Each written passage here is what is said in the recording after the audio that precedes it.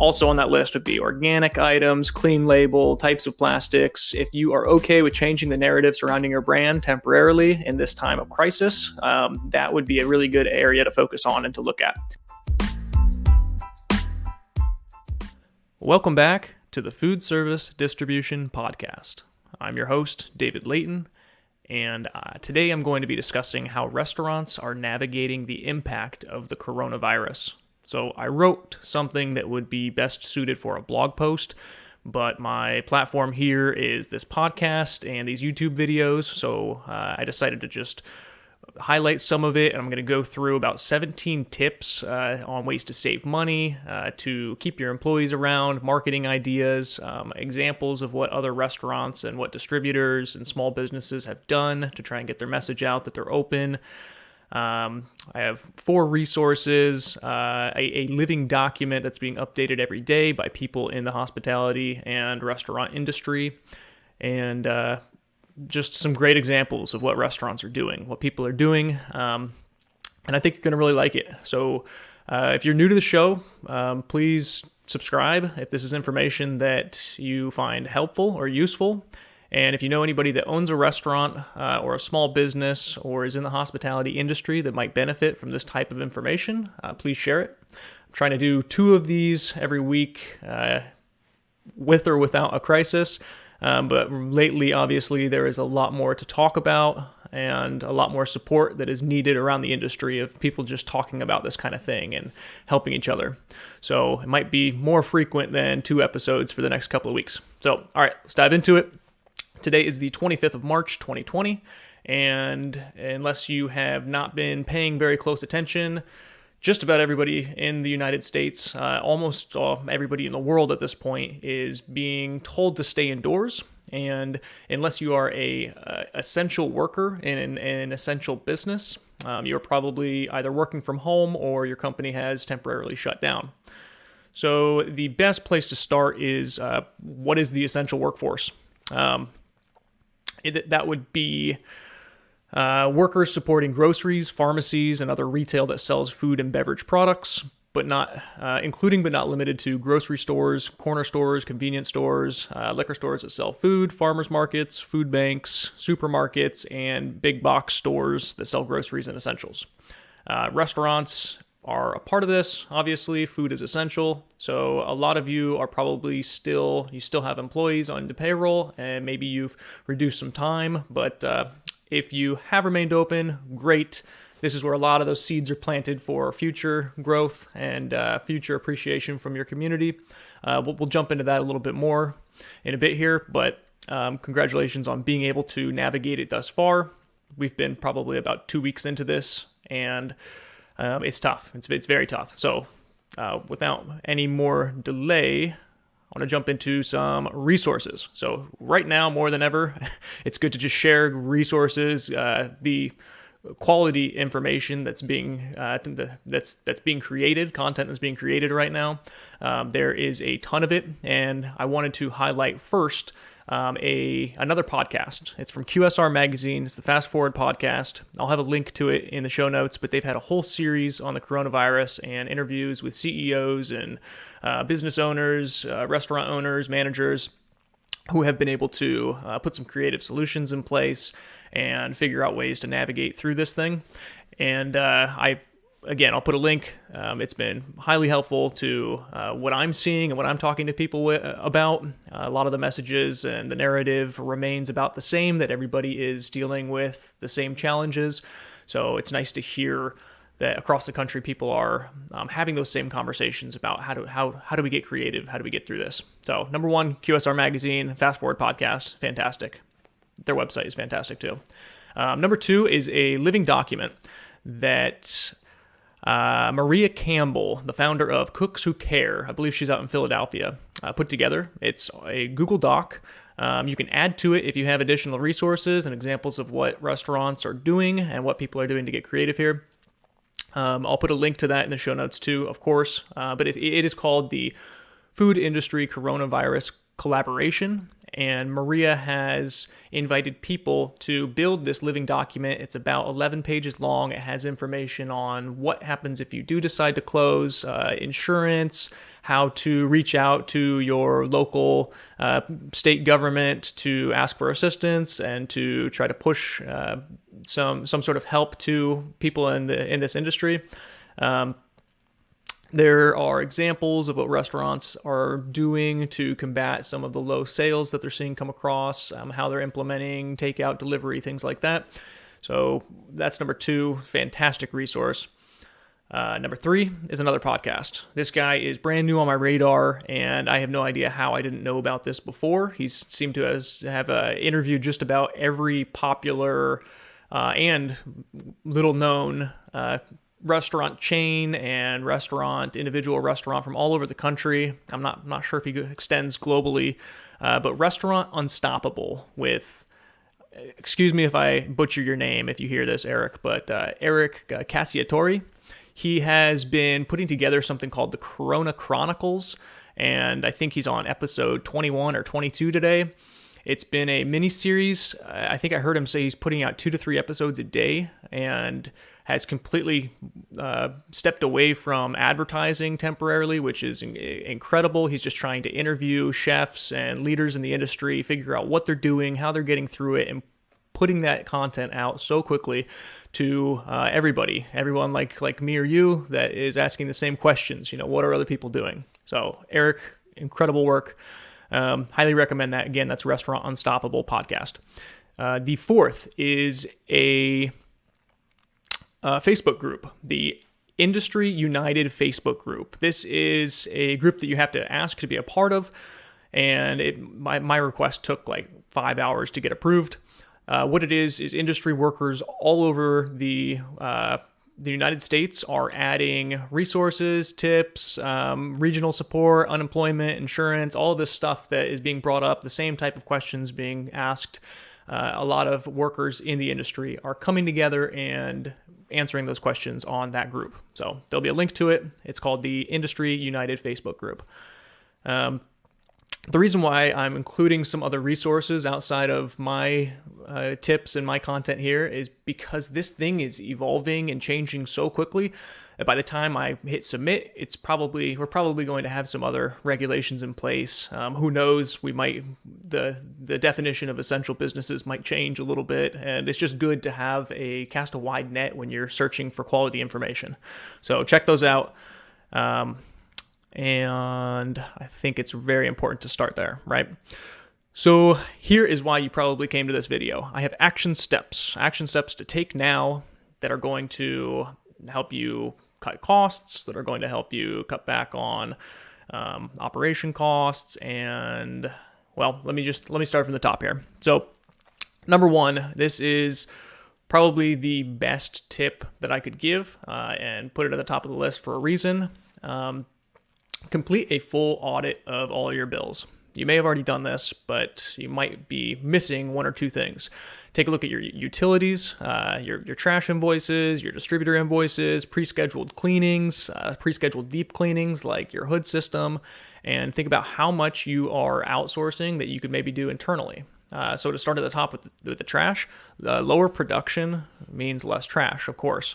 So if you have twice per week trash pickup, call your local trash company, see if you can reduce that to once. If you have compostable and recyclable, maybe you can spread that out to once per month or once every other week. Just see if you can extend those, because you don't want to be paying a truck to come by and empty nothing, right? So the second piece in the first tip would be utilities like heating and AC, or maybe lighting in the bathrooms, lighting in the dining room. Your dining room is closed right now, so you probably don't need to keep it at perfect temperature and well lit. You can save a couple of bucks there. Next step on cutting costs, and as a part of this complete audit, would be to look at high cost, high quality paper and disposable items. Pull in your distributor for this one, for sure. Always pull in your distributor when you're looking at alternate items, even if you have access to a full order guide or product catalog. You should always ask your account manager or your distributor partner what they have that's available, because usually it takes 2 to 3 weeks to get different product on hand enough to facilitate a change if it has enough volume. But in these times, you want to be looking for less expensive items, and typically a distributor is going to have those on hand, ramped up, ready when a situation like this happens. Of course, us as distributors, we didn't see any of this coming, but as soon as we saw in the pipeline that the supply chain was changing a little bit from China, we started ordering up on things like wrapped straws and gloves and napkins, and leaning more towards the not lower quality, but less expensive, lower ply, lighter utensils, things of that nature, because we knew those were going to be in high demand.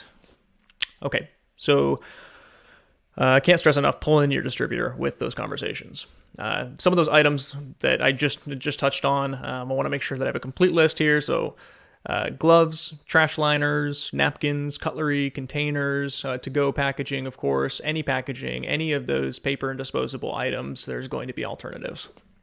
The next on the list would be specialty items and regional requirements. Of course, that's without breaking any laws or doing anything that goes against the rules of the county that your business or restaurant is in.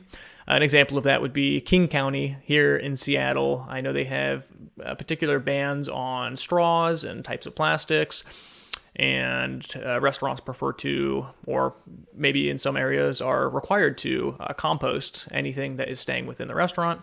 So if you are able to pull back on that a little bit, you could probably find a lot of cost savings. I know compostable items can be 10 times as expensive as their counterpart when you're looking at things like cups and lids and straws. So that could be something you could dial back. Also on that list would be organic items, clean label, types of plastics. If you are okay with changing the narrative surrounding your brand temporarily in this time of crisis, that would be a really good area to focus on and to look at. Next would be private label.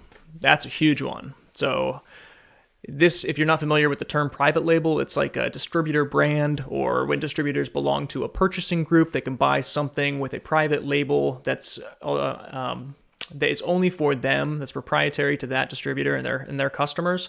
And there's usually somewhere between a 5 to 10 to 20% deviated price they can extend to the customer.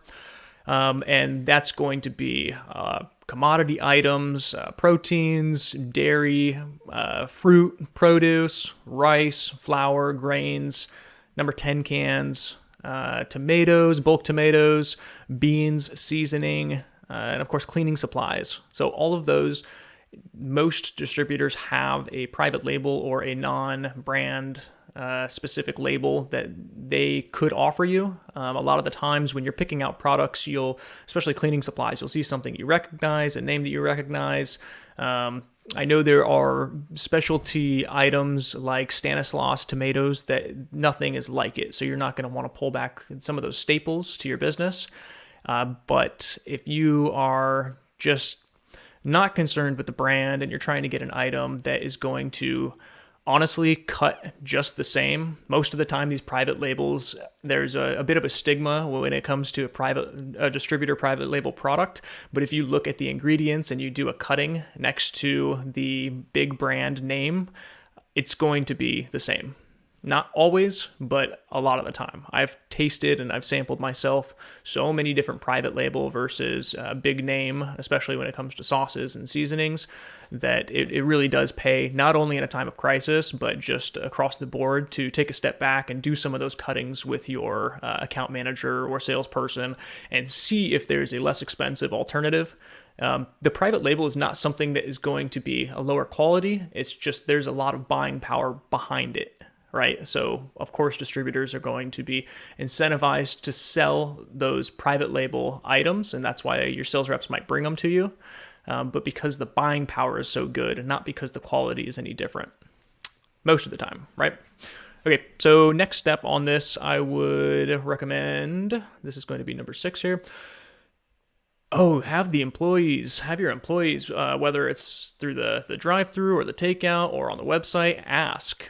the customers if they need napkins, if they need cutlery. A lot of consumers right now will think it's wasteful if they go get carry out or curbside or get a delivery and there's just several forks or napkins or utensils that they're not going to use. A lot of people right now are taking that food back to their home and using their nicer cutlery to eat their food. So having extra cutlery and just giving that away, especially if it's a few cents per unit, especially if you belong to one of those communities that is required to have a certain type of plastic or a compostable, you could be throwing away a lot of money here.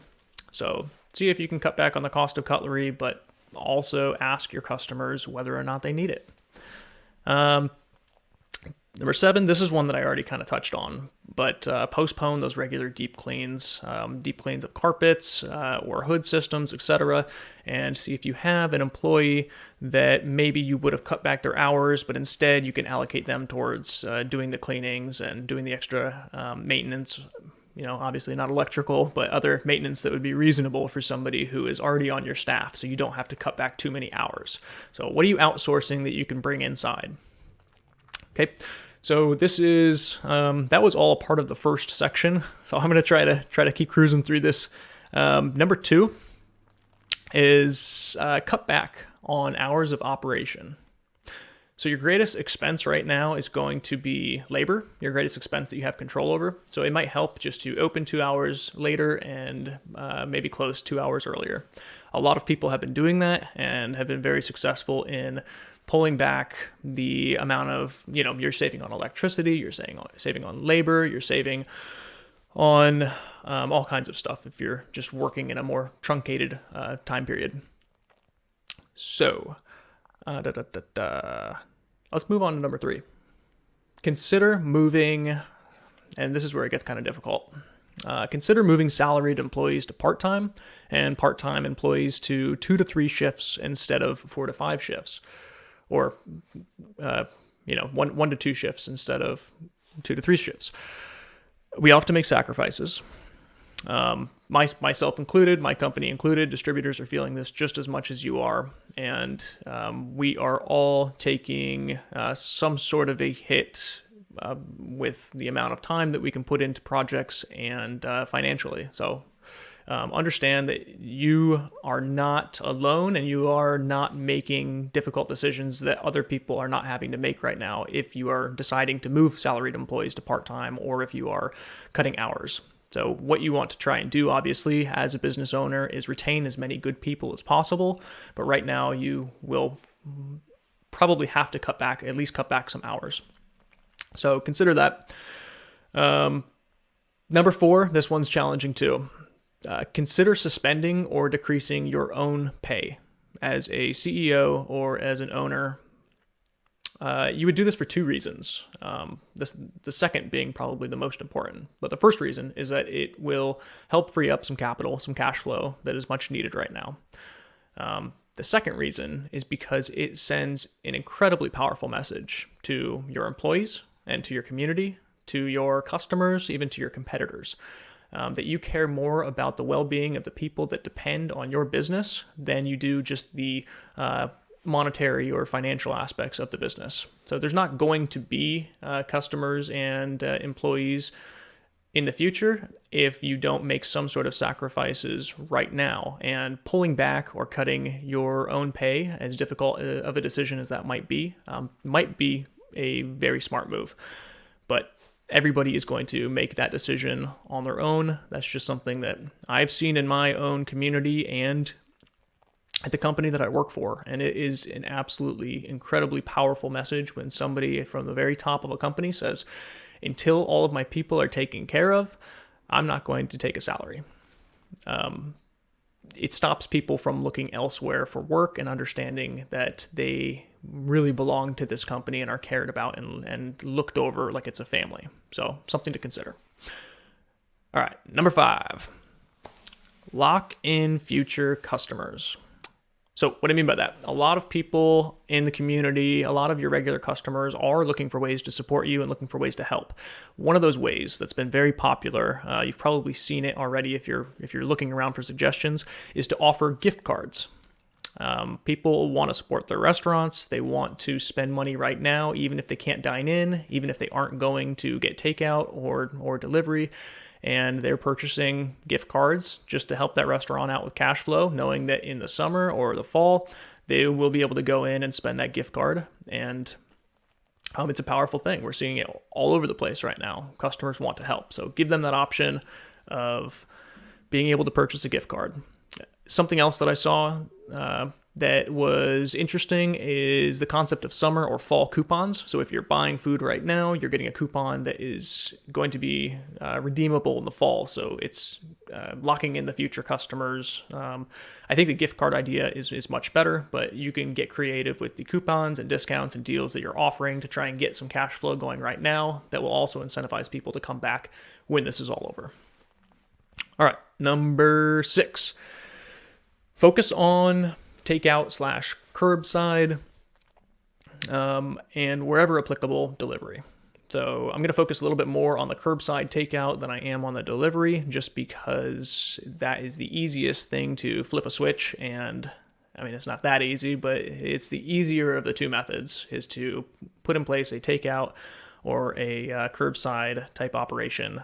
It's a little bit easier than doing a delivery. But I've always talked about this. I've talked about this on past episodes, that it's what I refer to as the 3 prongs of service, or the 3 prongs of consumer needs, and that's dine-in, takeout, and delivery. So because dine-in is not a thing right now, the focus really heavily needs to be on those other 2. So you can take a look at, I guess we'll start with delivery. You can take a look at all the services that you already know, like the Grubhub, Postmates, DoorDash, Uber Eats. There are actually, most of those organizations are incentivizing people to sign up right now by doing 2 things. 1, postponing the commissions that they earn, and 2, waiving the commissions entirely. There's actually a third element here. Some of them are, I believe, Uber Eats right now is offering daily payouts instead of weekly payouts. So that's pretty powerful.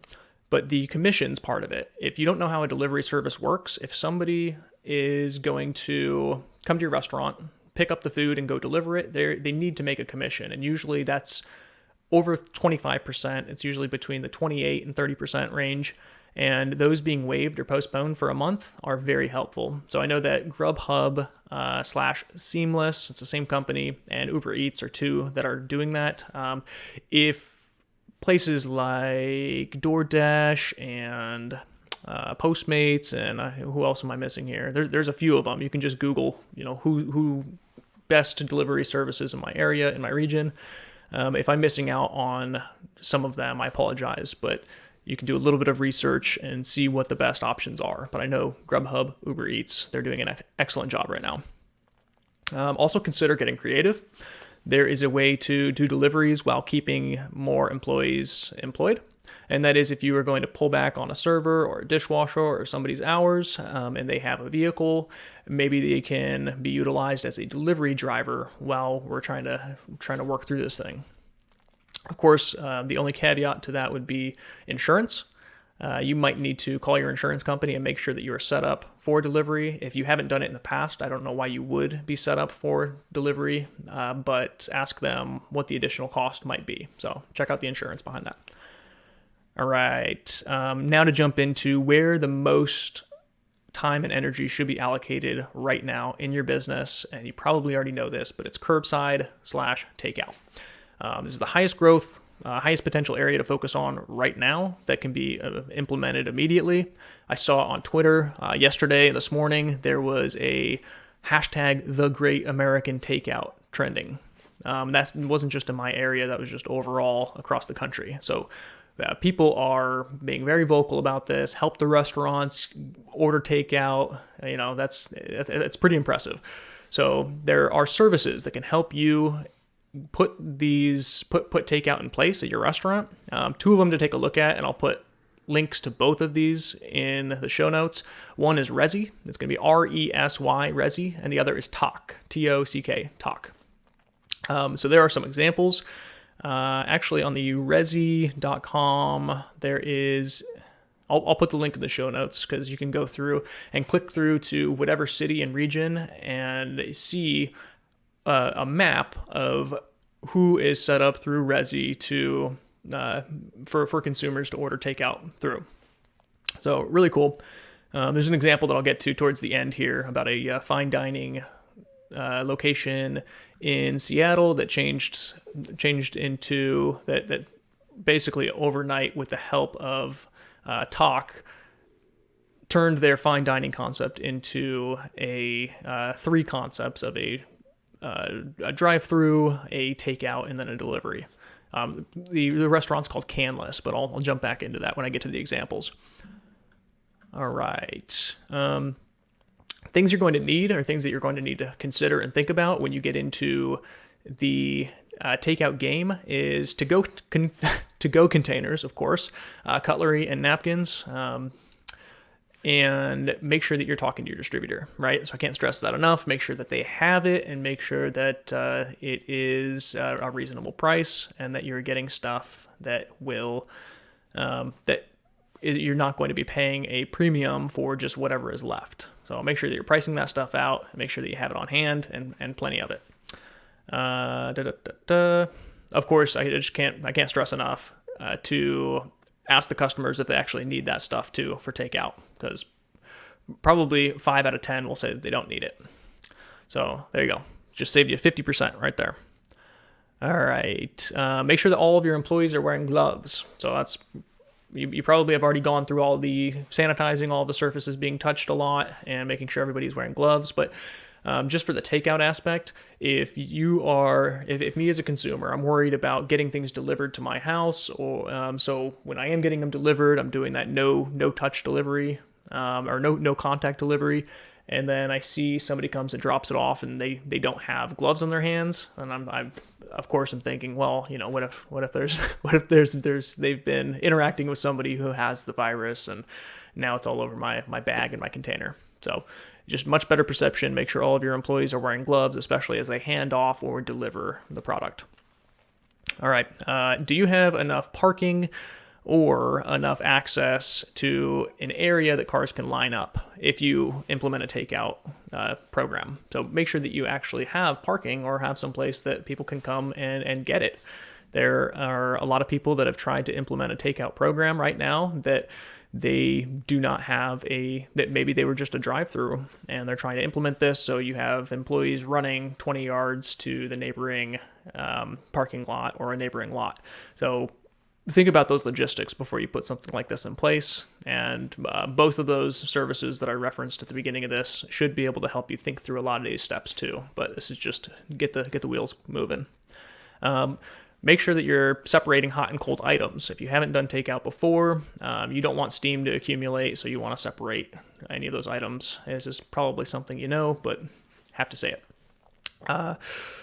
Last thing that I'll touch on here for the takeout is a SMS text service. So there are going to be a lot of excellent, I really don't want to recommend one over the other. So you can just Google SMS texting for restaurants and see what's recommended.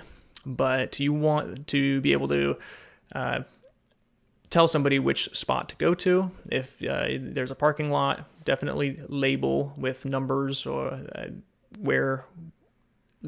definitely label the parking spots so that customers know where to go. And then if you have that SMS system set up, you can let them know that the food is ready, or they can let you know that they are there. Just having this plan in place right now through a crisis is going to help you tremendously. Getting the takeout, it's going to increase your sales to the loss of probably about 70% loss in sales from the dine-in side. But going through this and having a takeout system when things start going well again is going to put you well ahead of a lot of your competitors that just decided to close right now. So a lot of this is just about securing future market share. You're planting those seeds, you're taking some market share right now, and that will expand into when this whole thing is done. So keep that in mind. That's why you're doing this, right? Okay, so already touched on it a little bit, but number 7 here is no contact deliveries / no contact takeout.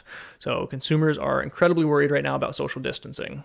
So they're going to be searching for restaurants or delivery services who have those good practices. I know that if you go right to the websites of Postmates, Caviar, Uber Eats, Caviar, that was another one, great delivery service. Grubhub, DoorDash, they actually are advertising on their website that they are practicing no contact deliveries. Consumers are going on to Google and searching for no contact delivery, no contact takeout restaurants because that's their preference right now. So make sure that if you are doing that, which you should be, you're advertising it somewhere. Okay. We're at number 8. Okay, almost through this thing. So this is a note. If this is too much and you end up hitting a wall and you decide to close, I'm going to put another reference, another resource in here that is from the restaurantbusinessonline.com, and it's a checklist of sorts of things that you need to go through, who you need to reach out to, locally, and what you need to do in order to close down your restaurant temporarily. So nobody wants to get to that point. I certainly don't want you to get to that point. Nobody wants to see restaurants closing, but if it's the only option at this point, then this is a resource that will help you get there. All right, so moving forward. Oh, number 9. All of this is going to set you up great for being leaner and being more aggressive in ways to save money and to be more competitive in the future. But it is not going to help you right now unless you can get the message out. So there are tons of ways to get the message out. One thing that you really need to think about is putting the same type of, maybe with a creative twist, same type of marketing that big companies who are being vocal right now, who you see being vocal on social media and on their websites and in the news, what are they doing? What are they doing? They're letting people know we're open. We're letting people know this is how we're giving back. This is how we're listening to the community. They're answering that question of what does my community need right now? And most importantly, they are letting people know that they are doing that. So ways that you can do that. Social media. Right now, more than ever, money is tight, but it might be worth, if you're putting a lot of work and energy into deals and into communicating this message that you're open, here's what I'm doing, you might want to put $20, $30, $100, $500 into a Facebook or a Twitter or an Instagram, a promoted paid advertisement, right? To let people know that you're doing the takeout and you're doing delivery and that you are following that no contact delivery method, because that will go so far right now. Second, if you have been creating an email list, if you use a Square POS system, or a lot of different POS systems actually allow the customer to put their email address into the system instead of taking a printed receipt. Why those are so important and why you should, if you haven't already jumped on that, why you should have some sort of a personal contact email address capture method is for situations like this, or situations where you want to get a message across to your entire customer base. So if you have an email list, use it. Okay. Next, loyalty program.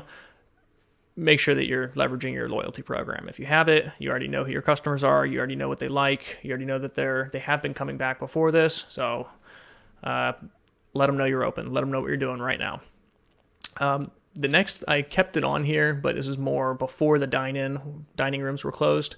And it was just in-house, front door, front desk, wherever you have in the menus, etc. You want to let people know this is what we're doing to clean, and these are the deals that we have. So maybe put those same types of messages, if not in-house, then on the windows and maybe on banners. I have a story about a restaurant that is within a community where banners on the outside of the restaurant are you cannot have them. They're banned normally. But right now, a lot of city and county regulations are being waived because there is so much support for for restaurants and for small businesses. So maybe check around and see what rules have changed a little bit after this coronavirus situation, where maybe you can have those banners up, or you can go put something on the street saying we're open. So that's an idea. Just make sure you're looking at it. The last step here to making sure you are finding your voice, finding your megaphone, getting that message out is your website, right? So you've already put a lot of money into your website if you have one. You've put a lot of time and energy and maintenance into it. So all of these things that you're doing, make sure you're putting it right there on the front page. I have a customer group, a national chain group, that actually asked the question right on their website, right before you hit submit on your order: do you need napkins? Do you need cutlery? Yes or no? So think of little ways that you can ask questions along the way on the website that are going to save you money, save you time, save you energy. So don't forget the website. Okay, here we go. This is the end. This is the last step. These are the examples that I wanted to give of other restaurants and small businesses, distributors, what people are doing to cope with this and what they have done to get creative and utilize maybe product that exists somewhere and customers that exist somewhere, and using creative solutions to bring those two things together. So I'll jump right in. There is an example that I briefly touched on earlier, a fine dining restaurant that's been family owned. They've been in Seattle. They're extremely well known and popular, called Canlis, who changed their entire model with the help of Talk, the company that is helping people kind of transform their delivery and takeout and marketing methods right now. They transformed their fine dining, high-end, upscale restaurant into three concepts. One is a drive-through breakfast. The other is a takeout lunch, hamburgers, and the third is a family-size entree delivery for dinner. They've also decided to cut back on hours. They decided to close on Saturday or Sunday on one of the weekends. And by doing this, they've been able to create not only a lot of positive attention around their brand and their business, but they've been able to retain their employees and repurpose their employees to do something that they weren't doing before. So incredibly impressive. I'm going to put a link to their website. It's canlis.com, Canlis. Go through their landing page. Is really cool. Let's see if I have it up. It was saying that fine dining is not what Seattle needs now. So they are changing their concept until this thing passes, and they are going to give the community what they need. So really cool. Check out their website. Get some inspiration. Second one is, I heard this on the QSR Magazine Fast Forward podcast. So shout out to QSR. There is a restaurant in Ohio called Fusion. So that's Fusian.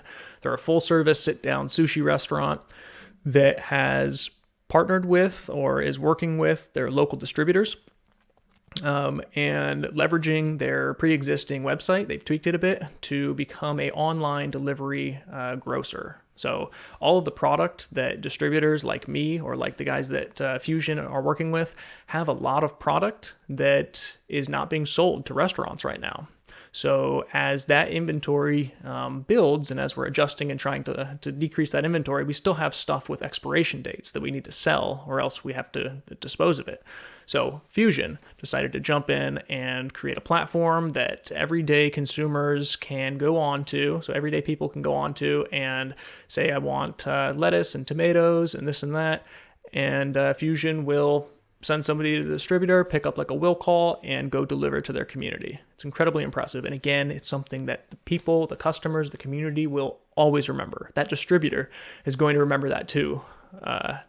During this time where they had all this excess inventory, this small, I believe it's a 10-store chain, this small chain decided to step up and transform their website and then utilize all that extra product. The distributor will remember, and they will be rewarded handsomely with a positive, good working relationship with that distributor for forever. So incredibly impressed by that story. Third one here, this is a diner out of Marysville, Tennessee. This is actually sent to me from a new friend of the show, somebody who reached out to me on LinkedIn to tell me that one of the other episodes was meaningful. It's one that I touched on Canlis in, actually. So shout out to Zach. Thank you for bringing this to my attention. This is incredibly impressive as well. It's called Hot Rod Diner, and they're a 50s diner. They're out in Marysville, and what they have done is same kind of concept, but they've partnered with or reached out to their distributor to see what proteins, so what beef and what chicken and what bulk commodity proteins and products they had that they needed to get rid of. And they decided to pull it into the diner, make a Facebook page that said, we're going to get 1,500 cases or pounds of beef in tomorrow, and who needs it? So customers could actually reserve a pound or 5 pounds, 10 pounds through Facebook or through their social media platforms, and then come into the restaurant and take out, 10 pounds of beef. So brilliant. I thought that was absolutely brilliant and so impressive. All right. So those are 3 excellent examples of what people are doing. The last example I wanted to end on is what distributors are doing. So what my company is personally doing right now. And that is, we have all this extra inventory. We're trying to figure out what to do with it. So one of the things we're doing is figuring out what we'll keep in a freezer and what can be frozen, and removing products from the cooler to the freezer. Pretty simple, right? Our freezer is now being blown out of capacity. So the normal frozen products that we pull in, we are cutting back on those POs, and we're trying to balance it all, but we're saving as much as we possibly can by switching those SKUs from cooler to freezer and leaving them in the freezer while they are taking a lot longer to sell through. Number 2, in any crisis, you want to look out for your community and all of the people in it. So we are taking anything that is going to go bad in a few days or going to bad in a week. We know we won't sell it, and we're just donating it to the food bank. We always try to do that year round, no matter what, but now is a exceptionally important time to be taking care of the people who are affected most by this. Everyone's affected a lot, but donating to the food banks, that's number 2. That's what we're doing. Number 3, this is where you get creative. One of our warehouses is primarily food service, restaurant. We do a lot of business with chains. We do a lot of unique business, but one of our warehouses has an excess of inventory, and we have decided to change our platform into more of a cash and carry smart food service type model, but from a virtual shopping experience where the customers can place their order. Our warehouse workers will go through and select it, and then have it on a pallet ready for them at will call. So it's a takeout, smart food service type model.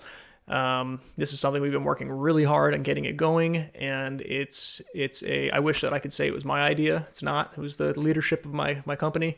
Incredibly creative, and a really cool thing to see while we're trying to figure out what do we do with all this stuff. So that's the last example. I hope that you guys can this is getting the wheels turning on what you can be doing, or maybe what you should be thinking about to implement some of this in your own business. So it's possible. People are doing it all over the country, and people will come out of this so much leaner and stronger than they were before. I'm absolutely optimistic and confident of that. So that's that. And please utilize these resources. Share this with anybody who owns a restaurant, anybody you think that could benefit from the information that I've talked about here. Restaurants are getting hit so hard by this, but just know that it's not just restaurants. And I've said this already, but it's everybody. Everybody is impacted by this to some degree. And you didn't see this coming because nobody saw it coming. This isn't just a long-term debt cycle or a economic downturn. It is a pandemic, and it's combining with the end of a cycle, and it is hitting everybody hard in so many different ways. Not just the virus, but the second layer and the third layer. Things that are coming off of this are so challenging to navigate. So you're not alone. We're all dealing with it. We're all stressed beyond, we're all stressing out, but we're going to get through this. And you have to stay optimistic, and you have to stay positive. So that's what I'll leave you with. If you enjoyed it, please share the podcast, share the video with anybody who would enjoy it, or who needs to hear this information and this message right now. Follow me on Instagram and Twitter. I'm at Food Service Pod on pretty much all platforms. You can follow my personal account at DMLAYT at DMLate. And reach out to me. Let me know if you have some information that I missed here, if you have examples of other restaurants and other businesses that have gotten creative that you want to see. I would love to hear about it, and I would love to record another one of these. I'm going to try and do this every few days. This is a new concept, so let me know what you think. feel free to reach out. And yeah, that's it. So be well, stay safe, keep your distance, wash your hands, do all that. And above all else, just stay positive. All right. Thanks, everyone.